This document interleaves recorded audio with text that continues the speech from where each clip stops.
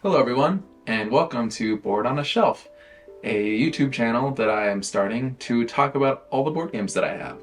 Primarily, we'll be talking about the board games that are on my shelf, but there is a likelihood that I am talking about games that are on other people's shelves, and maybe your shelves.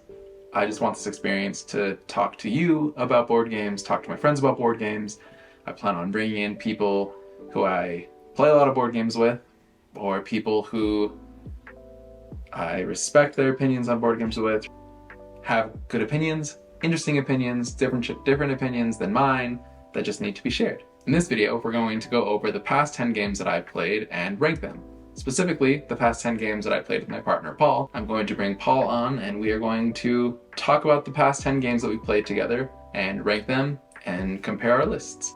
Hey guys, I'm Paul, and I'm super excited to go over this top 10 list with you all. I'm sure it'll be very different because we enjoy games for different reasons. I started playing games a lot later than Antonio, but I play a ton with him. So most of the games that he plays are my games, but since we've been dating, I've been really trying to get him to play more, and he's done a great job. So it's actually kind of hard for me to make a list of games that I've played and he hasn't because he plays all of them with me. All right, starting off with my number 10, High Score, which is a dice rolling game. It's actually only a dice rolling game. Pretty much every single game, you'll have 7 cards, which are 7 rounds, and every round has a different set of rules. So basically, you'll flip a card and it'll say, this round, you have 3 rolls. There's 7 dice. They go from 1 to 5. And the last face is like a spiral, or it's a vortex is what they call it. And every round, the card that you draw can have a different rule for that vortex. So sometimes it can be a 6, sometimes it can be a -5. But basically every round you roll these dice following these set of rules and you're trying to get the highest score. You count up your score for that round, and then everyone else will get a turn, and you just see who had the highest score that round, and you award medals. So first place gets 3 points, second place 2 points, and third place 1 point. You do that 7 times, and whoever has the most points wins. But yeah, like I said, the gold medals are worth more, so each round you're really pushing your luck, rolling these dice, trying to get the highest score you can. So that's my number 10. Yeah, and my number 10 happens to be High Score as well. So we agree on that one. I did have fun playing it. I think it's a good pastimer, and if you're just taking it out somewhere, you can easily play it with family and friends. It's not that hard to teach, so yeah, I've enjoyed it. Yeah, I feel like that's how I felt about it. It was just like something to do. Mm-hmm. I don't know. It was like, I like it, and that's a caveat. They're all good games, but this one, I remember I played it once. I don't know how you felt about it, but I played it once and I really liked it. And I was like, oh my gosh, I need to show this to everybody. And then I played it again and I was like, oh, it's the same game as I played it the first time. Like, yeah, it didn't change a lot, but it's still good at what it does. One of the things that I did enjoy about this game is if someone went before you and you tied with them, you would have to go right behind them. And so sometimes you wanted to push your luck to get ahead of them, and then other times you're like, well, I'll get second, so that's fine too. But I enjoyed that. Which is really fun because it's so short. It takes like, what, 15 minutes maybe? Yeah. It's really good.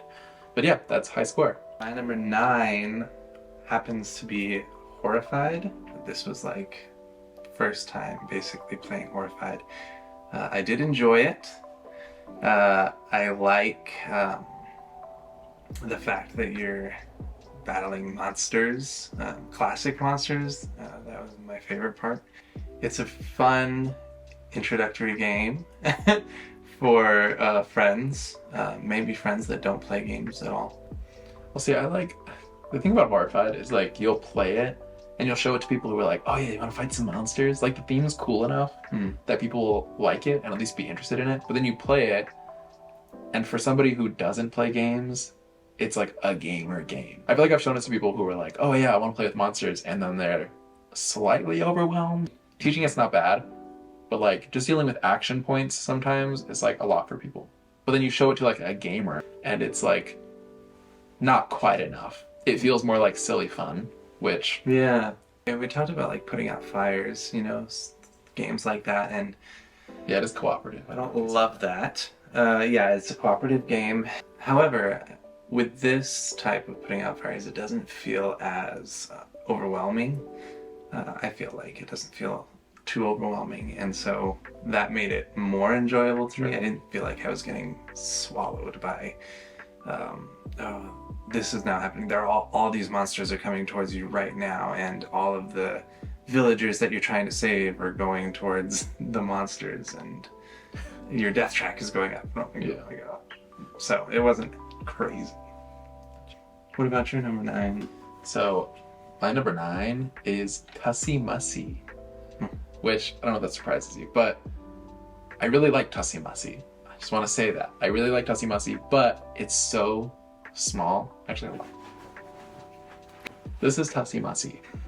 It's this little tiny wallet game, which is adorable, and we played it at an airport. But like, there's something about there's something about me that can't make that game higher than number 9. Yeah, it's like, it's not a bad game. I love games like that. Like Love Letter is one of my favorite games of all time, but it's just so small. I don't know. It's just small, but it's really cute. But so in Tussie Mussy, you are giving flowers to each other, and it's really cute because all the flowers say like, "I love you." Tussie Mussies exemplified the Victorian custom of assigning meaning to the flowers that friends and lovers exchanged. So that's the theme. Surprisingly though, the theme actually comes out in this a little bit. Like, I'm like, I gave you a pink rose. Oh, yeah. So maybe play this with like, the game's really short. You basically draw 2 cards from the deck. You look at them both. You decide which one to put face down or which one to put face up on the table. And the person you're playing with, your opponent, chooses to either take the one that's face up or the one that's face down. And that seems really simple, and like, how would you know? But there's kind of a mind game to it. It's like, oh, well, maybe the one they put face down was really good and they don't want me to see it. So I'm gonna take that one. But sometimes that's the trap. It's like, I'm gonna put this really bad one face down so you think it's good. It's kind of like, what's it? Let's Make a Deal. Like the, what are those called? Zonks. It's like Zonks, where like they put it behind a fancy curtain and then they open the curtain. It's actually not that good, but we thought it was good just because it was behind a curtain. Of all the games on this list, it's probably the one that I'll play the most. But yeah, that's my number 9, Tussie Mussy. All right. My number 8 is Horrified. We already talked about Horrified. You're just trying to kill monsters, basically. It's the same reasons. I really like it, but it's so simplistic that it has a very specific time for me where I'll enjoy it. Like, that's the kind of game where I enjoy it when I'm showing it to somebody who really enjoys it. Because it's a good time. If you're having a good time with it, that sounds silly, but if you're having a good time with it, it's a good time. Yeah.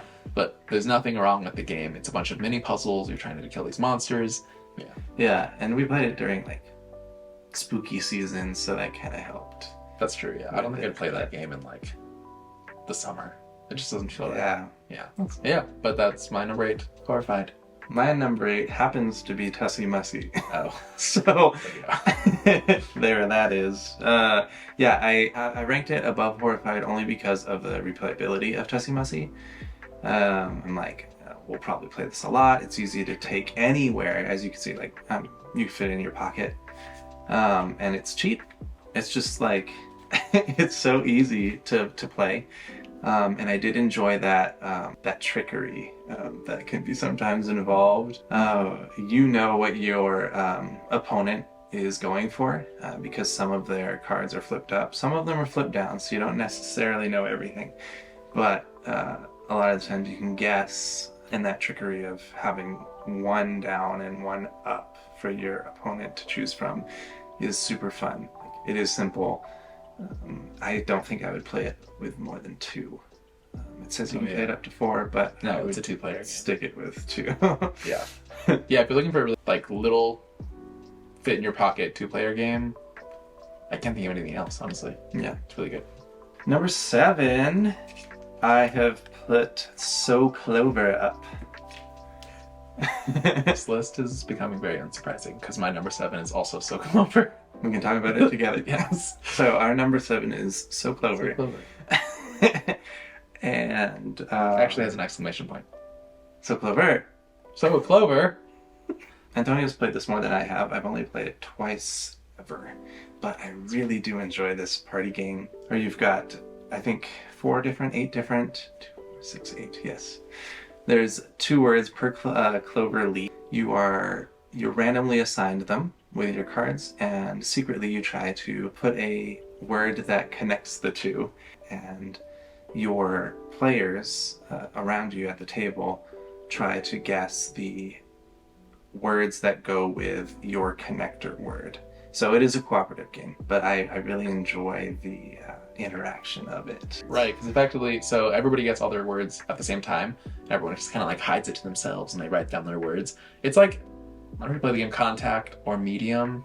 It's like that kind of game where you have like dog and crayon, and you have to figure out one word that can describe both of them, so people can guess that the one word you wrote is the word that connects dog and crayon. And I can't even imagine. I don't even know what I would write for that. I don't know. But yeah, think of a word that connects dog and crayon, and that's what this game is. Cooperatively, everyone's just trying to figure out the arrangement of your words. It's a good time. Yeah. There's no time limit. Yeah, it's very low. It's actually, stakes, like you're saying. It's probably my favorite word game. Oh, that's not true. Sorry, there's a word game on this list that's higher than this. Never mind. But it's my favorite word game that's like easygoing. That's too descriptive. That doesn't mean anything. It's a really good word game. So Clover is our number 7. All right, moving on to number 6. My number 6 is Canopy. Yeah. Crossover. Canopy, let me check. It is. Our number 6 is Canopy. My number 6 is Canopy. See, we wrote these lists separately, thinking that there would be like some suspense and surprises, but there has yet to be a single surprise. Canopy is really good though. We played it in Seattle together. We were really tired. It was really late at Mock's boardroom, and we were really tired, and we tried to read these rules, and we got so angry at this game. We were like, this is the stupidest game ever. It doesn't make any sense. All these icons, this rule book sucks. We were just very upset about it. Yeah. And it was kind of a joke. Like, what, 6 months now, probably? No longer, maybe? It was a joke of like, maybe that stupid game Canopy. And then I found somebody selling it on Facebook Marketplace, and I was like, I'm gonna get this game as a joke because it's hilarious. We joke about how bad it was all the time. And I bought it, and we played it. And now it's our number 6. We really liked it. It wasn't that bad. Yeah, it wasn't that bad. So in Canopy, you are drafting different cards for scoring in the round and at the end of the game. There are 3 rounds. Some cards will only score you at the end of the game, but most of the cards will score you throughout the round. And there's little things you're trying to do, like you're trying to collect 8 of this type of plant. Oh, that's too much. You're trying to collect like 3 of this type of plant, but if you collect a 4th one, it's negative points now. But the really interesting thing about the game, the thing that I really like, there's 3 piles. They're all face down. You choose the first pile, you look at it, and you decide if you want it. If you don't, you put it down, put a card on it, and you move to the next pile, pile number 2. You can't go back to pile number 1. So if you passed up on something and the future piles suck, sorry, you have to pick up one of those piles. So it's kind of like you pick up the first pile and you're like, this is really bad. You pick up the second pile and you're like, oh man, this is worse. But the third one could be even worse. So a lot of the times you'll just settle for like number 2. Actually talking about it makes me like it more. It's really good. Yeah, it's another like small game. I mean, it went pretty quickly. I think it was so funny. I was like, oh my gosh, I don't want to play Canopy.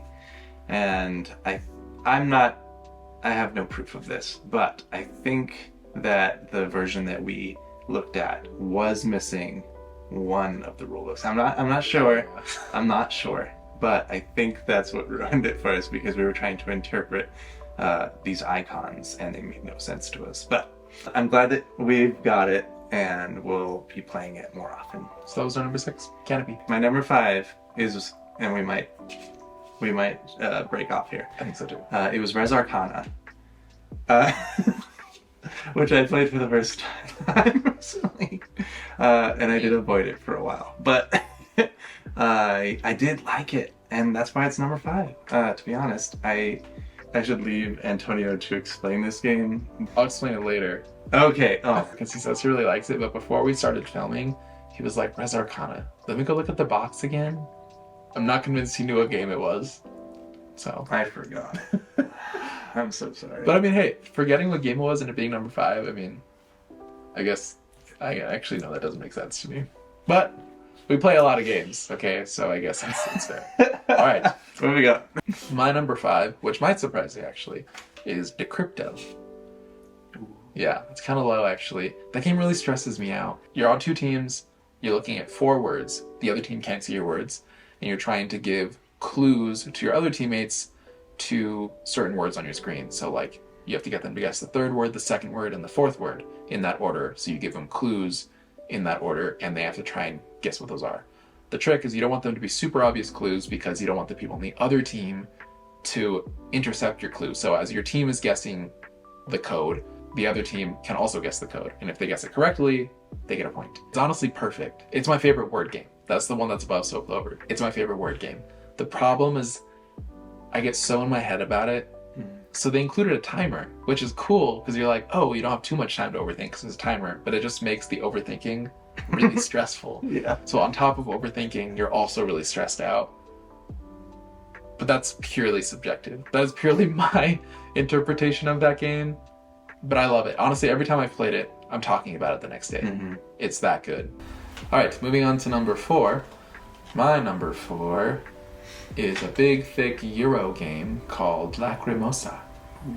Yeah, it's sitting right up there. Lacrimosa, it is a big Euro game where you are trying to finish Mozart's Requiem by moving around Europe. I don't know. It's a game that seems really thematic, and then you play it, and it's like kind of thematic, but not as much as you want it to be. But that's okay, because the mechanisms are great. You're trying to finish Mozart's Requiem. Effectively, on your turn, you're picking 2 cards, 1 to use the top action of, and 1 to slide into the bottom of your board, which you will then get as income later. After your 4 turns, which is 8 cards, because you play 2 cards a turn, the round will end, and you will get your income to the bottom. But the actions are very simple. The actions are like, get a new card, add a piece to this area majority board at the bottom, which is the Requiem. It's like the music staffs. Move Mozart around and get endgame scoring tiles. There's one type of card that you buy where you can either perform it or you can sell it, so it's like a piece of music. And I think that's really cool. That's one of the actions. If you perform it, you just get some money most of the time. But if you sell it, you get money and then like a residual income. It's one of those games where everything you do matters. So you have 20 turns throughout the whole game. Like that doesn't change. 20 turns. So each one matters, right? And at the beginning it doesn't feel like they matter as much, but you get to the last 5 turns and all of a sudden it's like, man, earlier I should have done this. Really liked it. Number 4, Lacrimosa for me.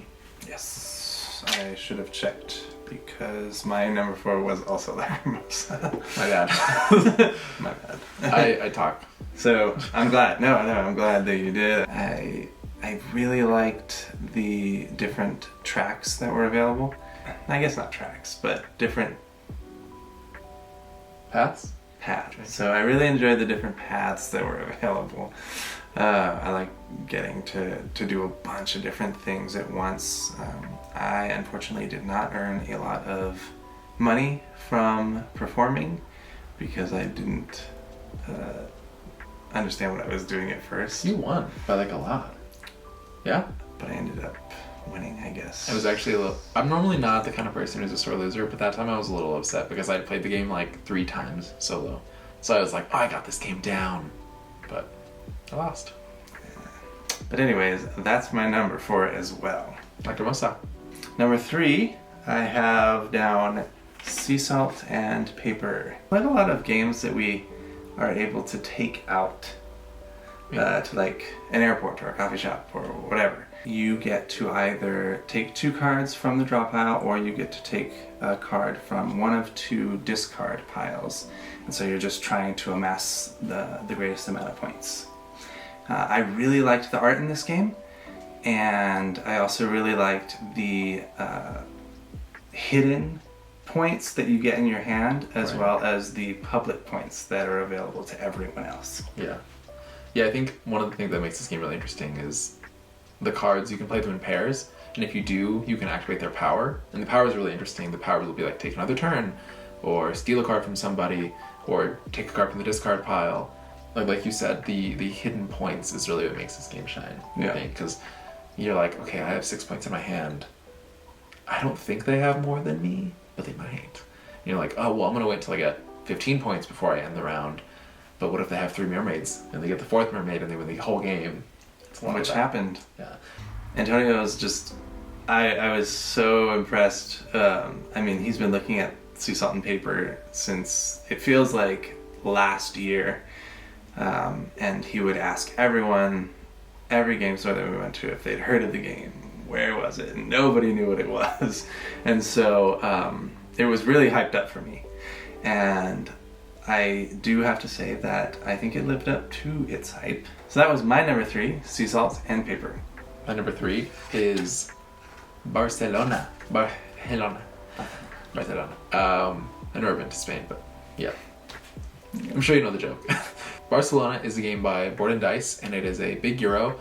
You are rebuilding Barcelona for the sake of urbanism. Effectively throughout the game, you are taking various actions. You're placing citizens on a board, which are just these like workers basically. You place workers on the board and you get to take the actions that are connected to that street. One of those actions is like building cobblestone, moving your trolley across the map, getting money. But the real point of the game is after you put down those workers, each one of those workers has a color.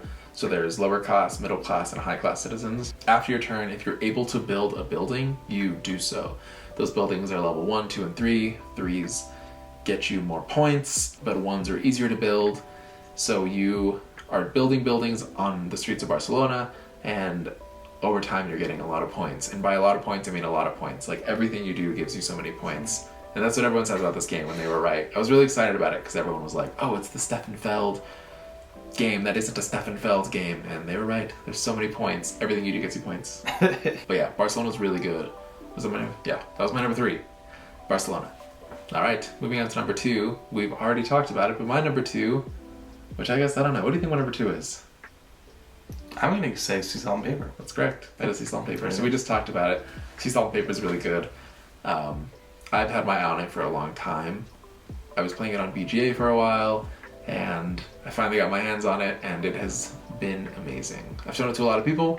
So does my friend Alex, and he loved it. He showed his family. They really liked it. He showed his friend Garrett. He really liked it.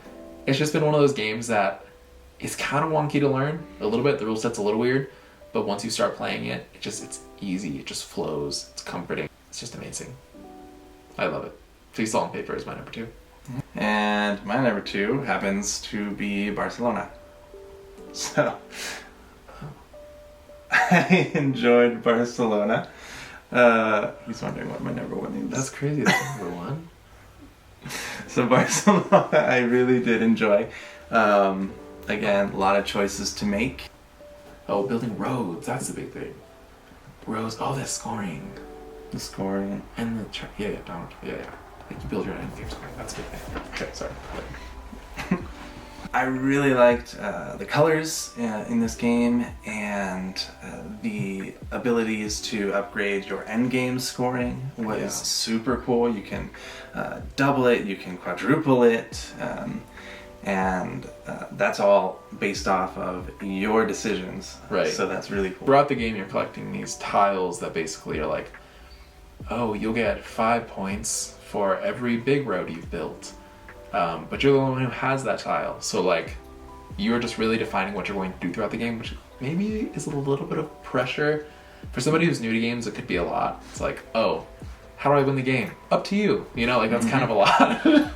But as a gamer, I really liked it. Yeah.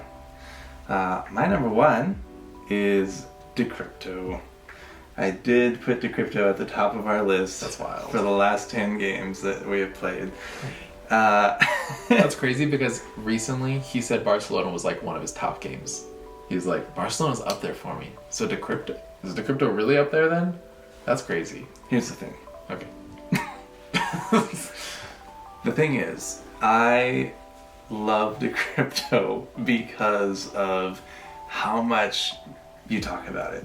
Yeah. Afterwards. That's true. I can't let it go. No. I can't let my mistakes go. I can't let my mistakes go. I can't stop thinking about other words. That's Wallace. Wallace is my dog. He is big and he drinks water and it's loud. But he will always be here, so you will always hear that. That's Wallace for you. Nope. This is Wallace. I've had so much fun with this party game, and it's, yeah. Anyway, I can't let it go, and we continue to talk about it all the time. I always think that I have a better word, like the next day, but I probably didn't.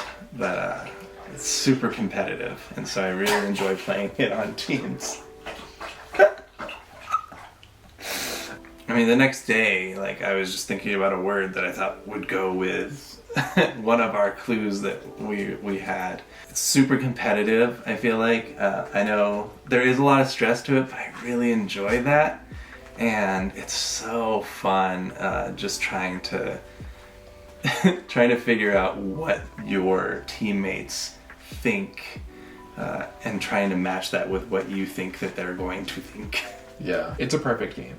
It really is. It honestly, when I played it, I was like, it's gonna be my number one, for sure, because it's perfect. And then when I play it, I just get too stressed out. Can't handle it. Makes sense. Yeah, that's good. So that's my number one. Crypto. Decrypto. So for my number one,